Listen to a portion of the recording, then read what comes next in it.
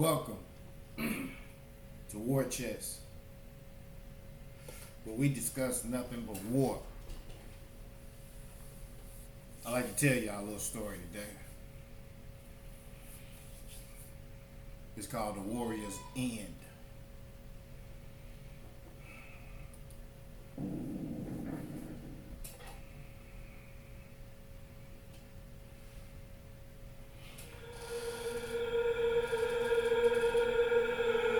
I will not live much longer. I have many names. The first I was given was Anders Magan. I have been given more. Monster. Butcher. Breaker. My time is limited. I refuse to be part of a heresy of unjust death. The Cataclysm of Iron was the end point of the Grand Heresy for me. I feel the rust setting in. Before I return to the ground, and before Father Time needs me back to my component parts, let me tell you of a few truths. One truth is this: war is the natural state of all life. From the first moment the first cellular organism consumed its neighbor, war was inevitable. In the holy crucible of combat, we are broken. In the holy crucible of combat, we are remade. We are forged anew by flames that have burned since before our species could even walk. From the very beginning, ready to wage war. Sticks, stones, rocks, bows, javelins, lances. On horseback, on the backs of great beasts, with the bullet and blade, we wrote the tale of time in the only ink of any value: blood. And what is contained within blood? Iron. There is iron within us, and when we cut our foes, their iron is without. Iron within, iron without. Within us is the iron needed to be a warrior. Without the iron, we are prey, chattel, and corpses. We are the Iron Warriors. I am an Iron Warrior. Ours is a legacy of savagery. Our name was earned in the conflagration of the early wars of unification. We bled for an emperor, and an empire that regarded our blood with less than contempt. We were but soldiers, bodies to clog our enemies' defenses with. Our bodies were but the stones of ramparts, ramparts that our supposed brothers could use to climb to glory, and then forget we were there at all. Our father raised his head from the quagmire and declared, enough! Enough pointless blood! Enough wasted iron! No more would the fourth be ignored. We would take what was ours. Our fallen brothers would no longer be churned to fertilize ground that was ours by right. How many worlds did we conquer only to never own? I do not know. But for each world that should have been ours, we burned another that was stolen by our brothers. How can the regal, royal Ultramarines possibly understand the pain? The horror of loss. Do you truly believe that there is a legion more deserving of the rights of conquest than the fourth? After the false emperor united mankind beneath his banner, he promised glory to the sons of Olympia. He promised a recognition that never came. We were not to him but chaff, fodder for his foes, foes to be fought in a war of arrogance. The unification, the butchery, the death, all of it was nothing but worship of that man. That's the actual imperial truth.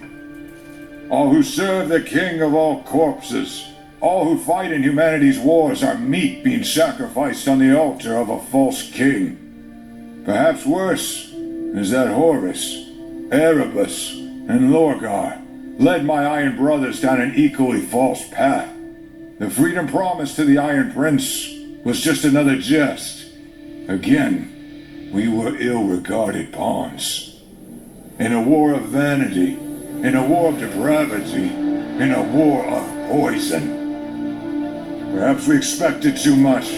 Perhaps even asking for a slight nod of recognition for our sacrifices was too arrogant. But statues are raised to honor humans who die in combat that can never compare to our battles. Horus knew this, and used us like plasteel figures on a game board. We were lied to, misled, and spent. Fulgrim, that poisonous fool, went so far as to use Perturabo, stealing his very essence so that he may transcend. The perfumed whores of Fulgrim call their father a prince. A prince. Disgusting. A crown and a snake's tail does not make a prince. His ascension was a joke. He went from something true, a warrior, a leader, and became a degenerate. His gifts are but chains, painted and glamored so that the slave cannot feel their pull. Tell me, how quickly do you think the writhing sentience known as Slanesh would yank the chain if Fulgrim decided to be his own self?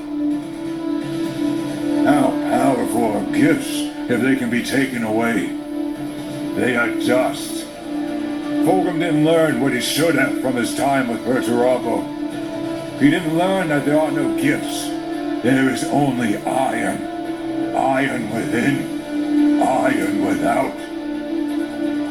So many of my former brothers are now lost.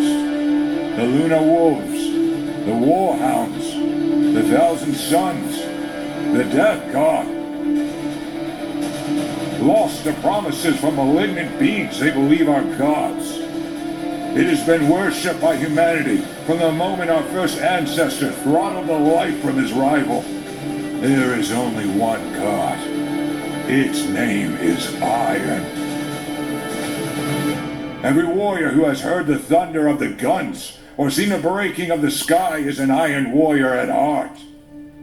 Every person who has raised a blade, every single human who has spilled blood was an Iron warrior. And every one of us has been lied to, used, broken, bled, and forgotten.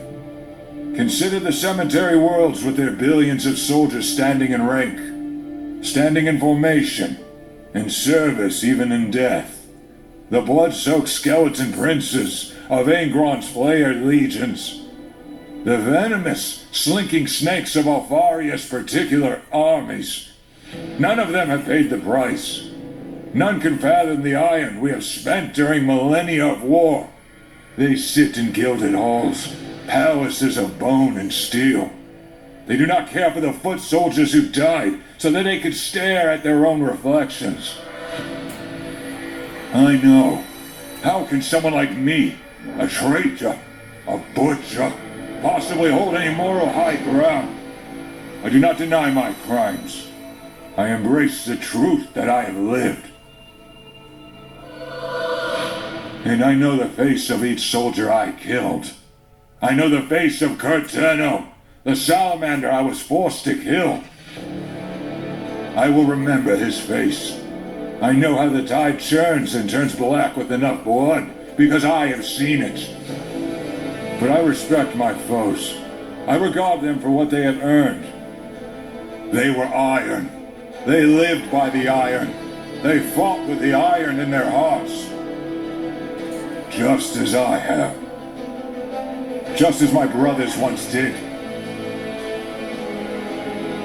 If iron is strength, then rust is a cancer. And I see the cancer that has consumed my dear fourth. I see how Horus has poisoned us, how we were deceived. And I know that the foot soldiers of any war are always forgotten. I accept that I went too far. I am a traitor. But I am only a traitor to the Emperor. I am a loyalist to my fellow soldiers. I am a traitor in the eyes of the new 4th Legion. I am a loyalist to the memory of what we once were. And I spit in the faces of the supposed gods of chaos. There is only one God, and it has countless loyal followers. My God has lived since the dawn of time itself. My God is within. My God is without. Iron within, iron without. I am the 4th Legion.